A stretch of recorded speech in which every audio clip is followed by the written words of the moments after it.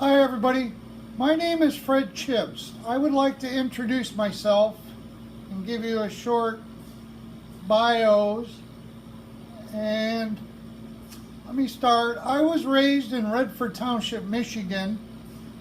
I graduated from Redford Union High School in 1976.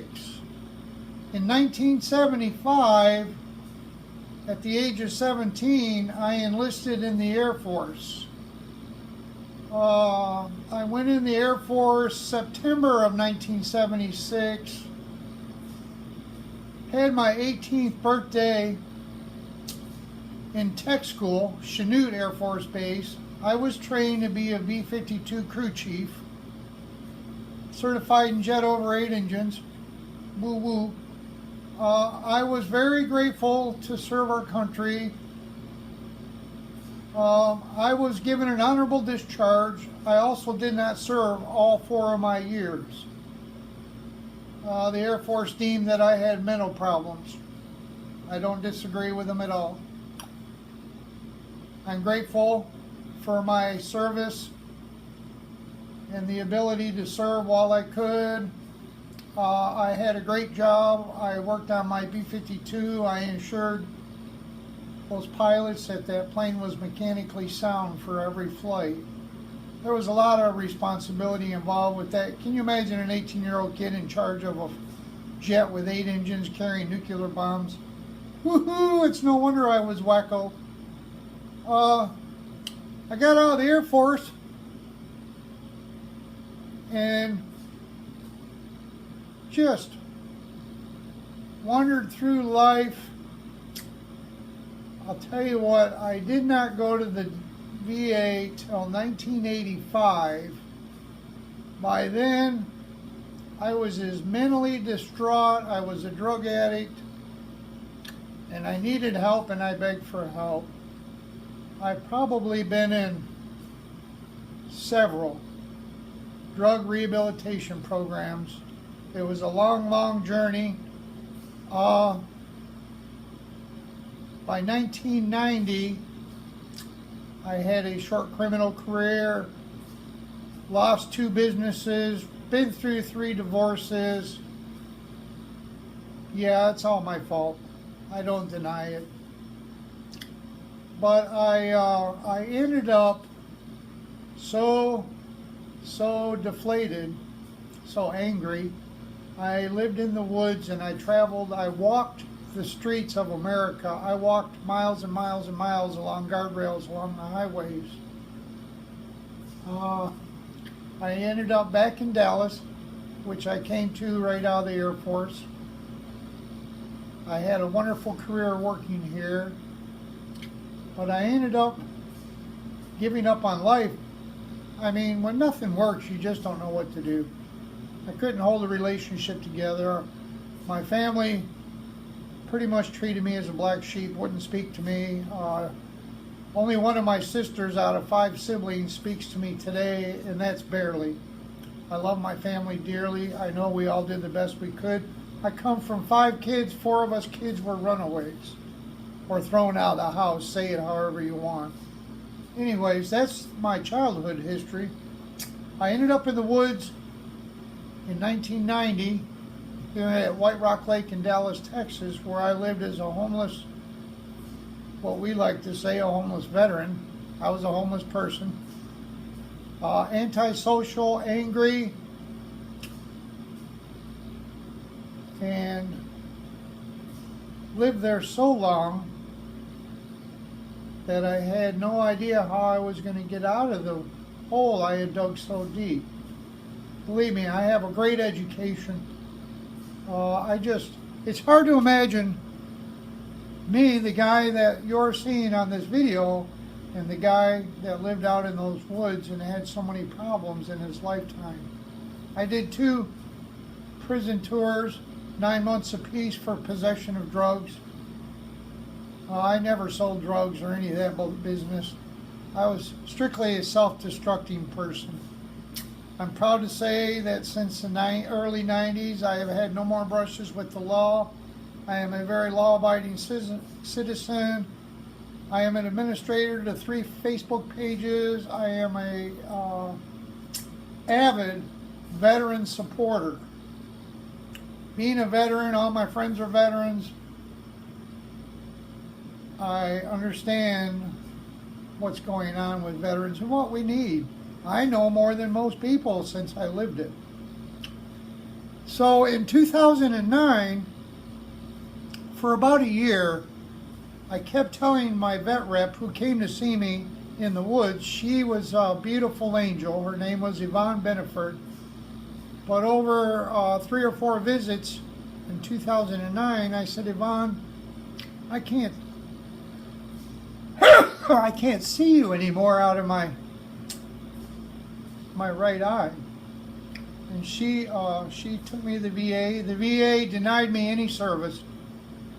I waited 3 more months, and she went through the Lions Club. Now, remember this. This is a VA employee, a nurse, who had to go to the Lions Club to get me to see an eye doctor. Anyways, the eye doctor was here at Baylor Hospital in Dallas, Texas. He immediately called the VA and told him he had a veteran here in his office that was blind in one eye with a detached retina. So they sent me to the VA. The VA scheduled me for surgery 6 months down the road. In those 6 months, I still lived in the woods, still a homeless veteran. Anyways, to make a long story short, my other eye went out. I was in tears. At that time, I had what was called foot drop. My nerves were severed in one of my legs, so I drugged my foot. Can you imagine a blind guy dragging his feet up to the beer store? Pathetic. Very pathetic. God is good. Yvonne Beneford showed up that day, and I didn't even see her. She rolled her window down and she said, "Don't you dare just walk by me." And I knew by the voice it was Yvonne, and I just broke out in tears crying, and I begged her to take me to the VA. Short story is the VA did emergency surgery from this eye. They brought in a specialist from UT Southwestern. He lasered, 4-hour surgery, pulled my eyeball out, drilled holes in it, lasered the retina back on the back of my eyeball. But he told me, he made no qualms. He said, chances are you're going to be blind the rest of your life. Well, lo and behold, and I celebrate this every day of my life, he was able to restore. This is hard for you people to understand, but he gave me 2200 vision, no peripheral, no depth. I have what's called a line of sight. In other words, I can hold this finger in front of my eye and see it. I can only see about this far away. So I can read my computer screen. That's my whole life, folks. So I'm not employable. I'm disabled.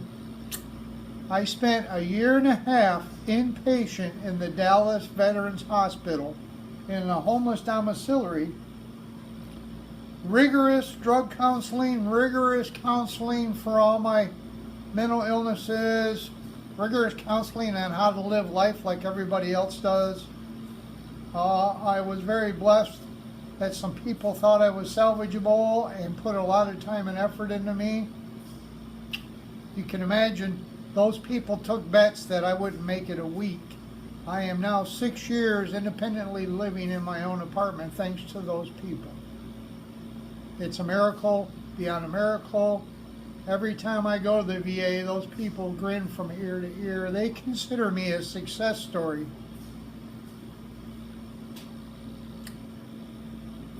Here's why I made the video. See the oxygen? In 1990, my lungs collapsed twice. Long story short is my COPD has gotten so bad. In 2012, I ended up in the emergency room at the Dallas VA. 3 days later, after a bunch of specialists, I was sent home with a lot of medication. I use albuterol inhalers, I use Symbicort inhalers, I do Spiriva once a day. I use albuterol liquid in my nebulizer twice a day or more. My whole life, all day, is spent dedicated to keeping me breathing. I'm on 3 liters of oxygen 24/7. I have a home oxygen concentrator paid for by Medicaid. I do not qualify for Medicare. I am on SSI only. Being in the woods for those years, I lost any money I put into Social Security that would have qualified me for Social Security disability insurance. I'm a loser as far as losing goes. I've changed that. I'm a winner today. I'm here looking you people in the eye. I'm telling you I need help. What's happened is my insurance will only pay for me to have a home oxygen concentrator. I have been tethered to this hose in my apartment. Between my breathing, my blindness, I use a walker. I'm immobile. I do once in a while have my best friend Sam Martin, who is also a veteran, come and escort me on the bus to an appointment at the VA. That's the extent of my travels in the last few years. I'm begging for help today on this video. I'm dreaming. And believe me folks, I have checked every avenue. I've called Social Security, I've called Medicare, I've begged the VA, I've begged my insurance, and I am now on home health care. I now have somebody that comes every day to my house for 4 hours to help me cook and clean, help me groom. It's not the life I dreamed of, but it's the life I have, and I want to make something out of it still. My dream is to be able to help other people, and I do that in ways I can. I do it on the internet. My problem is my mental health is diminishing rapidly after being in this little shoebox of an apartment for so long. I miss seeing people. I miss going to Walmart. I miss being able to shop for new socks and underwear. I miss living. I can't go to my friend's house. I have an iPad the VA bought me. Don't misunderstand me. The VA has bought me an iPad. That's how I'm making this video today, which allows me to use audio GPS. I can walk anywhere in the United States, but I don't have the oxygen to go with me. I'm not mobile without a portable oxygen concentrator on batteries. Those things start at $2,795. The one I'm hoping to get is close to $3,500 with 3 batteries. The reason for the batteries is because if I do leave and like go to my friend Sam's, I'm usually there for at least 3 days because it's a big deal for me to travel and I have to recuperate. But it's a big deal for me to go outside, and I really want to have a life again. I am going to try and clip in 3 different segments. One is showing you my home oxygen concentrator. One shows you using my nebulizer, and one shows my walker. I want you people to have a good idea of what my life is today and why I'm asking for your help. I'm really asking for your help because I don't have any means any longer of making an income. I live on Social Security income that's $730 a month. That entitles me to Medicaid. I get service from the VA. I pay my rent. I buy a bag of groceries.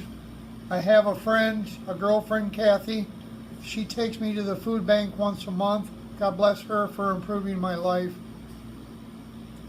Please find it in your heart if you can help me. I've posted this GoFundMe page all over the internet. I've had people make comments that I've been in trouble with the law. I don't hide that, folks. What I'm here to tell you is I live under VASH, which is VA subsidized housing. I have case management. I've been through. Anyways, I've been stable for 6 years. I have total faith that I will do well the rest of my living days, and I'm begging you to help improve my quality of life. A little bit of charity goes a long ways. If I could work for this money, this video would not be here right now. Thank you for watching my video.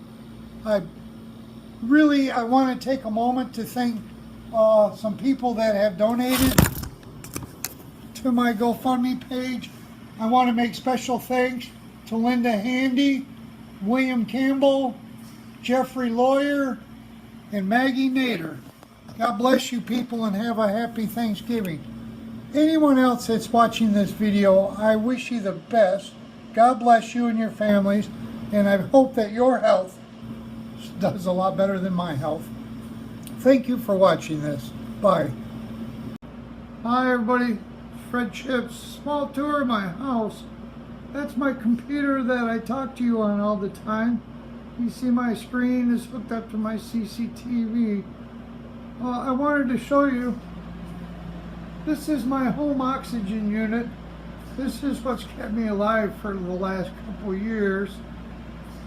Down here, that's my HEP air cleaning device. It keeps my air pretty well filtered clean. I'm going to be splicing this film together with another update, so bear with me. This is my walker. This is how I get around when I ride the buses or the trains. So you can see, trying to carry bottles of oxygen with a blind cane and struggling to breathe is just not possible.